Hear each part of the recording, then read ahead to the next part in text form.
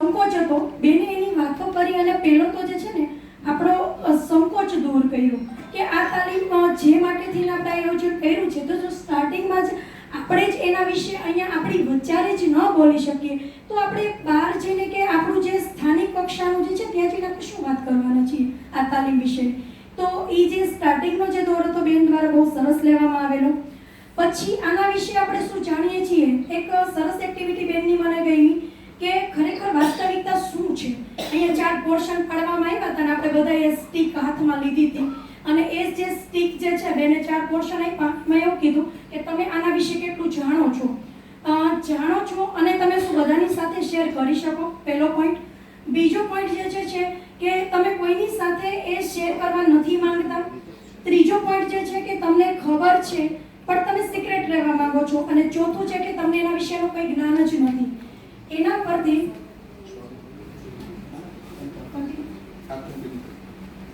તો એ જે 4 પોર્શન ઉપરથી આપણને જે ખબર પડી વાસ્તવિકતાની, એ જે વાસ્તવિકતા જે છે કે સૌથી વધારે મત કેમાં આવ્યા કે જેની અંદર આપણને એ વિશેનો ખ્યાલ જ નથી અને આ સિક્રેટ વિશે આપણે કોઈની સાથે ચર્ચા કરવા માંગતા નથી. એ પરથી આપણને ધીમે ધીમે બેન આપણા જે ટાર્ગેટ જે છે એના પર લઈ ગયા.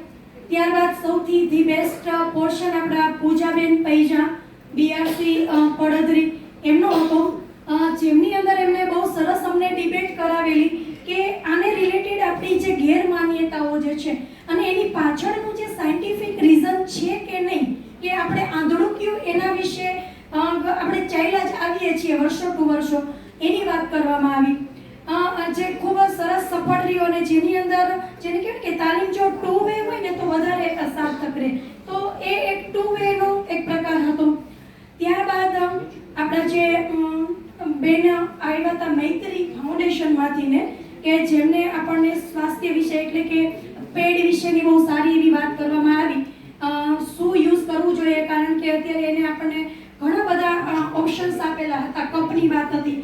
તો ધી બેસ્ટ એને કીધું કે મેન્સ્ટ્રુએશન અને આપણે સ્કૂલમાં એનું કેવી રીતે આયોજન કરવું, પ્લસમાં એનો નિકાલ જેને કે યુઝ તો કરવામાં આવે છે પણ એનો નિકાલ કેવી રીતે કરવો એની વાત કરવામાં આવી. જેની અંદર મેં વાત કરેલી કે ભાઈ વેન્ડિંગ મશીન અમારી ઘણી બધી સ્કૂલોમાં અવેલેબલ છે અને એનું ડિસ્પોઝેબલ આપણે કરવા માટે અમે મતલબ સમર્થ છીએ, પણ જે સ્કૂલોમાં નથી તો ત્યાં તમે શું સ્ટેપ લઈ શકો. અને જેમની અત્યારની જે ગવર્મેન્ટની જે આપણી એક ગાઈડલાઈન છે, જે અમે લોકો અમારા ફ્રેન્ડ સર્કલમાં ચર્ચા કરતા હતા કે સપોઝ તમારી પાસે વેન્ડિંગ મશીન નથી તો તમારું જે બેગ જે છે મતલબ પોલિથીન બેગ એની અંદર તમારું એ જે વેસ્ટેજ જે છે નાખી દો અને એના પર રેડ કલરની જે બિંદી જે છે એમને લગાવી દો, જેથી કરીને આપણા જે ગાર્બેજ ઉપાડવાવાળા જે કોઈ પણ વ્યક્તિ જે છે એ શું કરી શકશે, એનું બાયફોર્ગેશન કરી શકશે. તો આ આખી આપણી તાલીમની વાત હતી અને જેમાં લાસ્ટ સેશન આપણા કલ્પેશભાઈએ લીધું જે આપણી બધાની સમક્ષ જે છે એની અંદર એક વર્ડ આવ્યો તો જે મારે તમારા બધાની સમક્ષ રાખવો છે, ફોર્ટિફાઈડ ફૂડ. એવું કંઈ વાંચ્યું હતું? કોઈ કહેશે મને એના વિશેનું? ખાલી જસ્ટ ઇન બિટવીન એક ખાલી થોડુંક મહત્વનું છે એટલે કરું છું. કોઈ કહેશે મને? ફોર્ટિફાઈડ ફૂડ એવો શબ્દ આવ્યો હતો મારવામાં, પીપીટીમાં હતું, ભાઈની કલ્પેશભાઈની પીપીટીમાં હતું. છે કોઈને?